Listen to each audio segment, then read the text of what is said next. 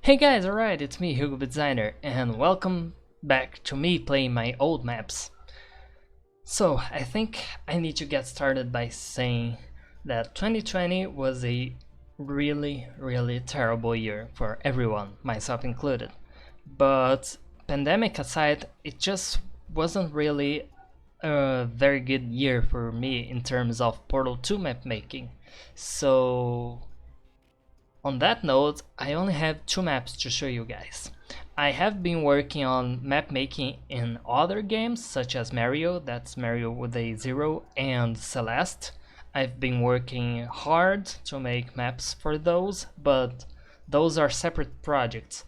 And given all these projects that I've been trying to juggle and trying to, find my place in, Portal 2 map making just hasn't had this priority that it used to have. So this isn't a fluke, this isn't a product of its year. It's just the fact that I'm kind of getting over Portal 2 in general. Portal 2 map making and playing. So on that note, despite only having two maps published this year, I have designed 4 puzzles. 3 of them are in this map that I'm about to play, so it's not as little as 2 maps, it's technically 4 puzzles. But without further ado, let's start with EPR Paradox. By PeTI and I, we co-authored this map for a Thinking with Portals contest, which was called Map with a Chap. Technically, it wasn't a Thinking with Portals contest. It was held in Thinking with Portals, but it wasn't an official contest. But anyways, the whole thing was 2 people mapping together. I made the puzzles and some of the assets, and PeTI made the hammerwork. So, like, for instance, the lights, we kind of designed these lights together.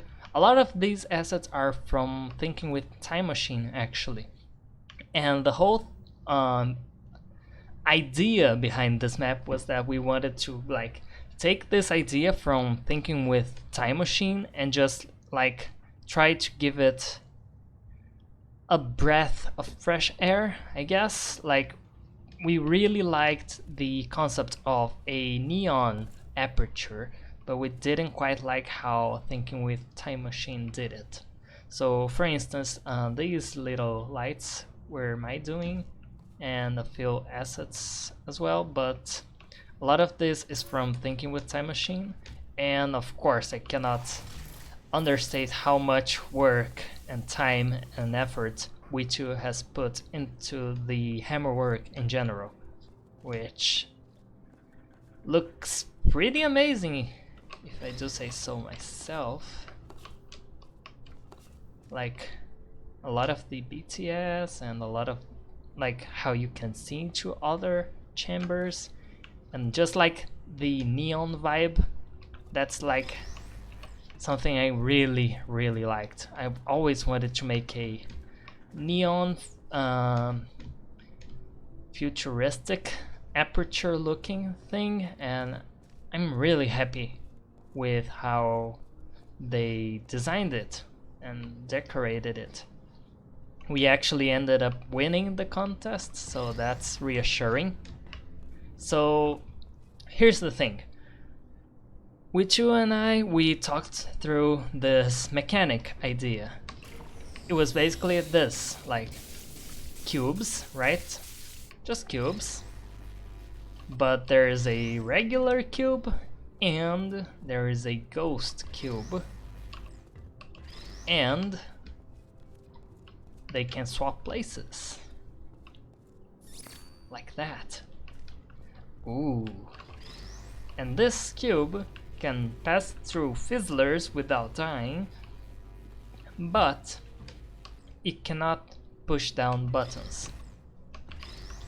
Oh yeah, also can't go through this field, but that's not the core of this. That was me, don't worry. That wasn't the cube, that was me. This is the core of the puzzle.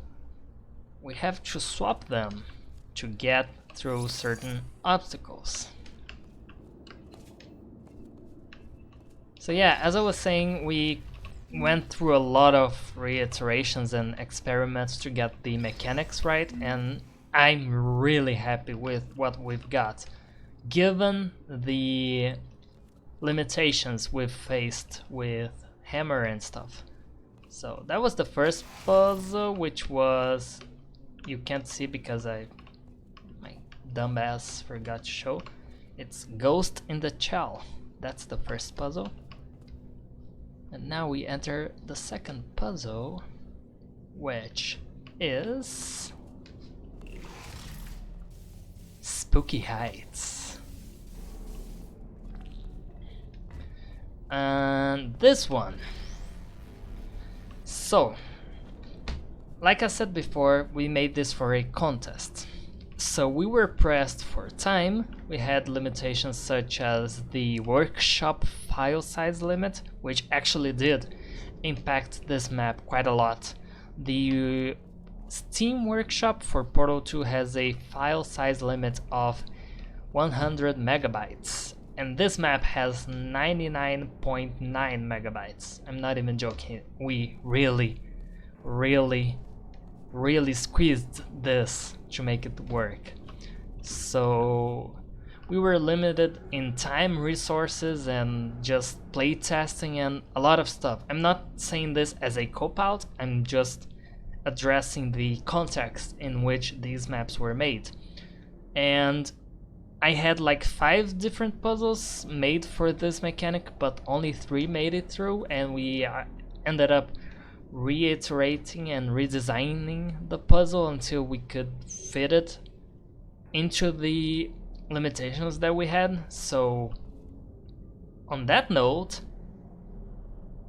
the vast majority of people found this second puzzle to be extremely difficult, like a spike in difficulty that just seemed like out of place. And I take full responsibility on that because I genuinely believe that I could have designed the puzzle such that this mechanic that is introduced in this puzzle could be explored better. I'm gonna show you what I mean by that. So, on the first puzzle, we are introduced to the idea that the cubes can swap, and this guy right here is unaffected by fizzlers, right? And also doesn't activate buttons such as that one, but it does activate buttons such as that one and the exit. So the idea was, this cube also doesn't get affected by fate plates, but, and this is the big problem with this puzzle, these cubes can transfer momentum. So for example, as this illustrates, if this cube is moving and this one is static, when they swap places, this cube will stay static and this cube will stay moving, except in this new location. So for instance, we have it, you know, being launched up by the faith plate, and that one's static. So if we swap them at the right time, it keeps its movement and dies. That happens. And the whole momentum transfer is a huge part of this puzzle. Well, it is the core of this puzzle specifically, but like of this mechanic in general. It is a very big part of the EPR cubes. They keep their momentum when they swap places. And I had a different puzzle for this, but it didn't also work really well, so we went for this puzzle, but this puzzle isn't really clear on how the mechanic works, especially because a lot of people will try to swap the cubes at the apex of the fling, which means it's when the cube actually has the least velocity, because like you see, it goes fast and then stops at the top and then falls fast. So when people swap at the top or when it's falling, it doesn't have the launch speed that you want. And that's where I believe I failed as a puzzle designer, in that I didn't take the time to introduce this mechanic in a more intuitive light. The other puzzle had horizontal momentum, where the faceplate launched the cube forward. But this had a different issue, in which if you didn't swap the cubes like twice very quickly, then you would lose the window of opportunity to, you know, complete the move, and then you had to start over, and there was no way to figure out that. So I still believe there has to be a better way to introduce this mechanic than this, but I take full responsibility for the fact that this is difficult to deduce from this puzzle. Even though I created this signage to try to mitigate the problem, it didn't really do much. Not to mention that it requires a certain level of precision in both the swapping time, because like you have to swap right as the cube is rising, and you also have to portal quickly. So that's completely my fault.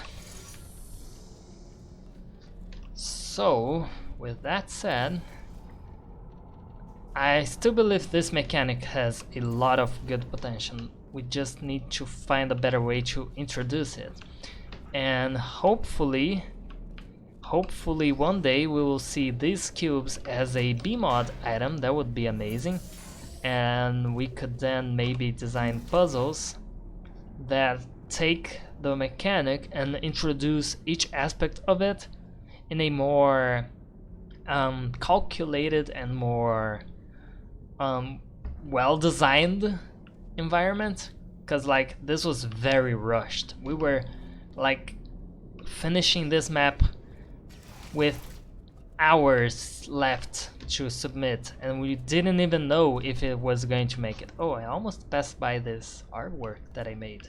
Yes, I made this. I made this with my own two hands. My very hands. I tried to think of a hand pun, but never mind that. So yeah, these are characters I've drawn before, and no, I'm not going into further detail about their backstory or their meaning. This is just meant to be like mysterious and I don't know, like, yeah, just mysterious and odd, like who are they and what does this mean? But do rest assured that there is a meaning here. You just can't see it because it's not in the context of the artwork itself. Anyway, I digress. Yeah, there's that artwork that I made for this. Third puzzle, Ghastly Waltz. Yeah, this one, a lot of people said that if I swapped this puzzle with the previous one, then maybe the momentum transfer would be clearer. Maybe, but for a number of reasons that I personally don't feel like reiterating right now, that wouldn't really be ideal either. The ideal solution would be to just redesign the second puzzle, because this isn't about momentum transfer, this is about another type of transfer actually. So we have that guy behind glass, breakable glass, and he needs to be coated in gel, but there is no way to coat him in gel because he's locked behind glass. You see where this is going, right? So there's this guy.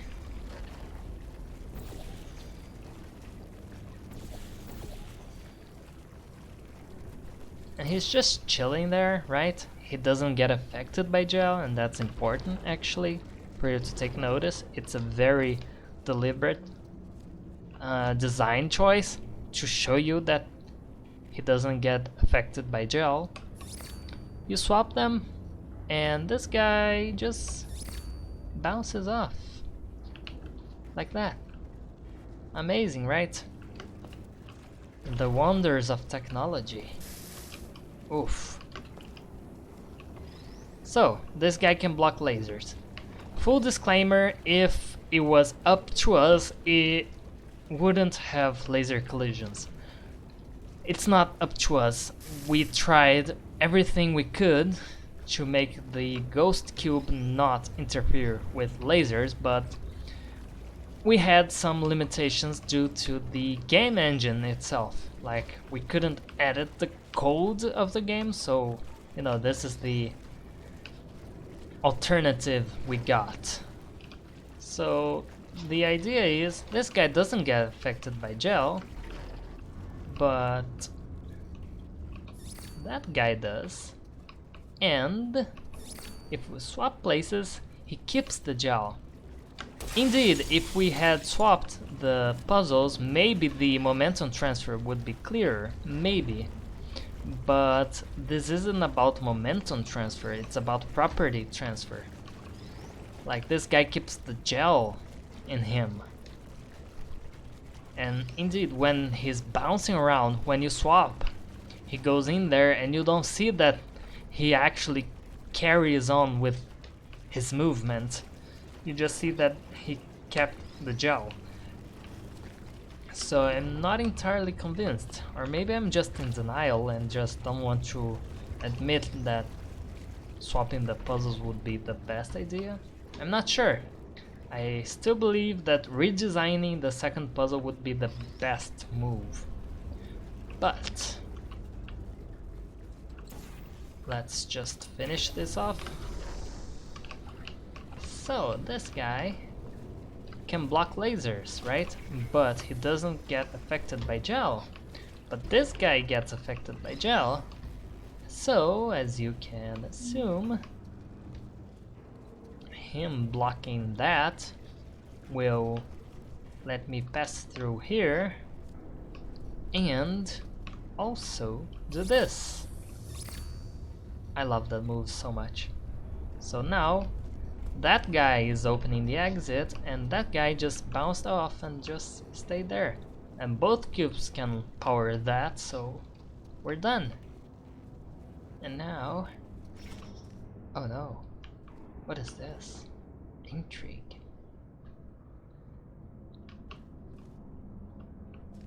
Ooh, what's back here? A door. And stuff and things. And oh no, what happened to the door? It's a different door now.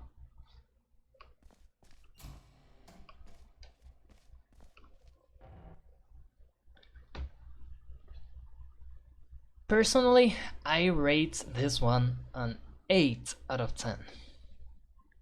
Genuinely believe that if we could go back and redesign the second puzzle, that this map would be almost flawless. The second puzzle did not do its job of introducing the momentum transfer very well. It was a product of a rushed development. I don't blame We2 or myself for that, actually, because, you know, it's just it's a contest. We don't get the luxury of time and resources at our disposal. It's meant to be like this high stake, high risk thing. So we just, you know, rushed this, and I'm very, very proud of the work we've made. I like the puzzles. I genuinely like the puzzles. I don't like that the second puzzle doesn't introduce its mechanic as clearly as it could, but just considering that somehow you already knew the mechanic, then the puzzle itself is pretty good in my opinion. Like, if you understand the mechanic, then the puzzle flows better. But of course, that's not really the point. The point was to teach the mechanic. But I digress. I really like the first puzzle, introducing the fizzler and button mechanics. I really like the third puzzle, introducing the laser and the gel mechanics simultaneously. There are other mechanics that we thought about, that we iterated over, and I'm really sad that I couldn't introduce them all.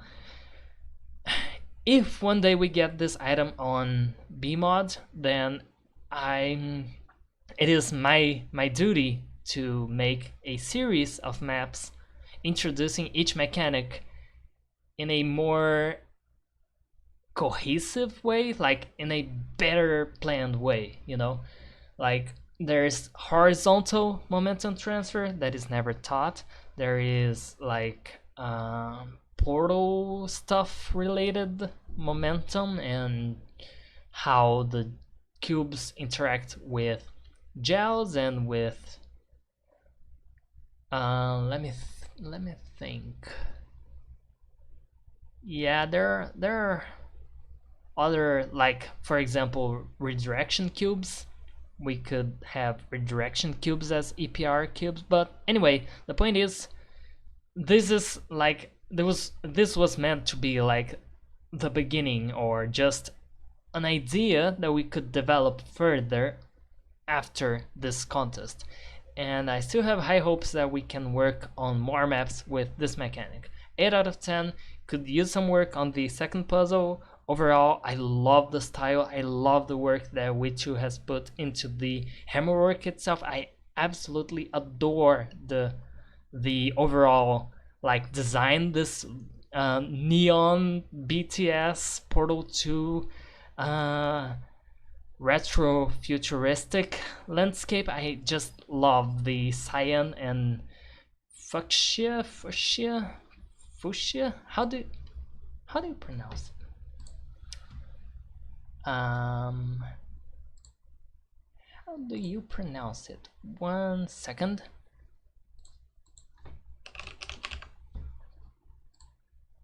Fuchsia. Oh, fuchsia. I'm sorry. It is fuchsia. Okay, so yeah, I really like the cyan and fuchsia neon landscape. So yeah, 8 out of 10. Next one, Ghost Train.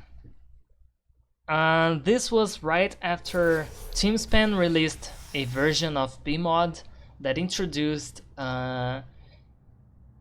partial surfaces that could be moved. Let me explain. In BMod, we have partial surfaces, like you can place half of a portalable surface on a wall, when in the default puzzle maker you could just make whole walls portalable or not. You couldn't like fine-tune how much of the wall was portalable. Anyway, that was already a thing on BMod, and TeamSpan introduced the ability to put these partial surfaces on moving surfaces, like pistons and angled panels and stuff. And so, while playing around with that, I came up with this map, which the whole appeal of it was that it was a map that contained moving surfaces that snap together to form portalable surfaces. So, you know, just a very, very quirky way of reinventing flip panels, basically.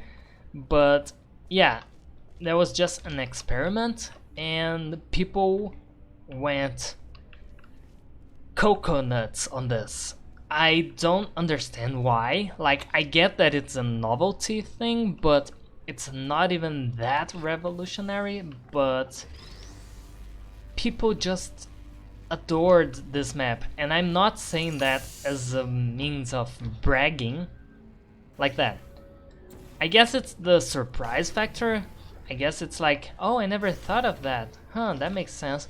You know, that kind of stuff, because I don't think I've ever seen a map that uses this mechanic. Even though it's the type of stuff that once you think about it, like, yeah, it makes total sense. Why shouldn't portal-able surfaces come together and snap together to form a full surface like that? But as I was saying, this isn't a way of bragging. Like, I'm really legitimately surprised that people like this map so. Whoa! Why is the music so loud all of a sudden? I'm really surprised that people like this map so much, because it is now on the 3rd page of top rated of all time in Portal 2, which is like competing against the best maps in the entire workshop, and it reached the 3rd page. I don't understand. I really don't understand. Like, I guess this is an easy, nice puzzle with an interesting catch and an interesting mechanic, but it's really not that much to deserve 3rd page in my opinion. I sincerely believe that I have made better puzzles than this that should have gotten there, but I'm not complaining either. Either, they're all the same. You know, just I guess it got popular by luck. I'm not sure, but that's the thing is, this isn't even like the center of the puzzle. I made this puzzle, to be fair, kind of like improvised a bit, but this puzzle was meant for a contest, another contest, in which the goal was to make a map with an element such as a light bridge or a laser or a funnel that never reaches a portal-able surface at any point. In this case, it's the light bridge. This light bridge never gets portaled. Not even when the panel is there, because you only have half of a surface. And that was the goal of the contest, to make a map where the focus was on this element. And technically the focus of this map is on this element, because like the first half is getting to that platform there, and then the second half is getting to the end with the same bridge. But to be fair, it's mostly about the moving platforms. I also won that contest, so there's also that, which is like, I don't know if I deserved to win, like, cause like it's not really the focus of the map that much, that light bridge. But again, I'm not complaining. Just an odd thing I've noticed. Also, I've used a magic bullet in this map. That's why we have a diagonal grading thing, and also the portals snap so well because I put portal magnets where they would otherwise be impossible.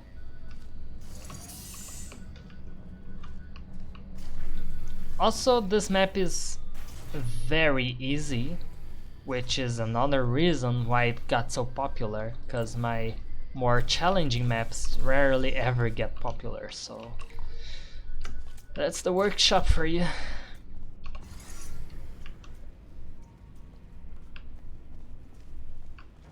And we're done. I really wanted to do more with this second puzzle, but the deadline for the contest was coming closer and I just couldn't figure out a natural way to like put this cube to more use, so I just settled for this. And yeah, I actually redesigned this puzzle a lot, and I'm not exactly happy with the final result, but I do like what it has going. Like, it could be better, but it's also as good as I could get at the time. It really is as good as I could get at the time. Not sure if that's a good thing though. So, Ghost Train, the map with moving partial portalable surfaces. I rate this one an 8 out of 10 as well, cause like I really like how it introduces this mechanic of partial surfaces and then, you know, really goes deeper into it. Like, you use the same surface more than once, you snap part of a surface to meet a different surface, and this surface also works as an obstacle because it blocks the light bridge. I just really tried to get as much use of them out of them as I could, which in hindsight was a weird decision considering that the map was made for a contest focused on this element, this light bridge in this case, that shouldn't meet a portalable surface. That was supposed to be the core of the map. But I just, combined the opportunity to make a map for a contest with the opportunity to experiment with this new mechanic it was just released. It was brand new. I just started messing with it and I came up with the concept, and I'm really happy with it. People loved it. People loved the idea of it, which doesn't really surprise me because, again, I've never seen this anywhere else, which is actually kind of a shame because I sincerely don't think it's that original of an idea. I just think it never occurred to people that they could use that in a puzzle. But anyways, I would love to see people make maps with this mechanic. I would love to see people make maps with the EPR cubes as well, once that comes up. So yeah, 8 out of 10. Could use some work on the second cube and also focusing more on the light bridge, but it does its job, which is, I guess that's been 2020 for me. I guess that kind of summarizes 2020 for me quite well. Like, not the best, could be better, but did its job, for me at least. I know it wasn't exactly a good year for most people, myself included. I know people have lost loved ones to COVID. I have lost loved ones to COVID. But, just trying to get, trying to get that behind me, trying to get the whole pandemic and lockdown and social isolation behind me, and just trying to, focus on the things that I like designing puzzles. I love designing puzzles. I love creating experiences for players to enjoy. I absolutely love to watch people play the maps that I make and then go, aha, I figured out, and they feel really clever about it. That brings me a lot of satisfaction. So despite only having made 2 maps this year, I'm really proud of both of them, and I'm really glad that people have enjoyed my work. I'm really glad that I could bring some level of, fun into other people's lives in a time like this. Because yeah, what else do we have at this point? But yeah, 2021. I'm not sure. about 2021 actually. I'm not sure about making maps for Portal 2. I do have a map in the works and I really want to finish it. I do have this Mario with a 0 map pack with 16 Portal themed puzzles. I'm just wrapping it up and finishing stuff.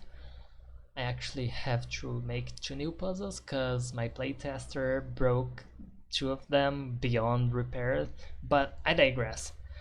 Thank you guys so much for watching this and for sticking around this year and for playing my maps. Really, thank you. Thank you so much for playing my maps and for the kind words that I've received. I've received a few words of criticism, which I take into heart, of course, but like I also appreciate that you guys, you know, shared your enthusiasm with me, how you liked the stuff that I make and how, you know, you like the work that I make in general, because like in such a year with so much self-doubt and just general, you know, bad stuff, it's really reassuring that people, you know, still appreciate the work that I do, because like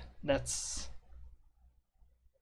I think that's the only thing I can offer at the moment is the work that I do. So it makes me really happy that you guys enjoyed it. Seriously.